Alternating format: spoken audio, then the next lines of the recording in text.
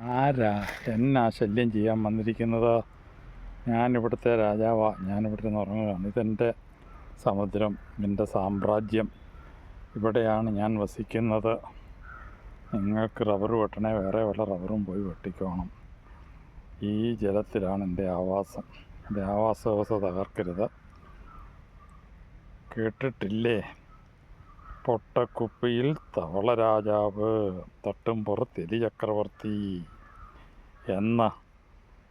അതുപോലെ ഞാനാണ് ഇവിടുത്തെ രാജാവ്, അല്ലെ ചക്രവർത്തി. ഇവിടെ എൻ്റെ അനുവാദം കൂടാതെ ആരും വന്ന് റബ്ബറും വെട്ടണ്ട, ഒന്നും വെട്ടണ്ട.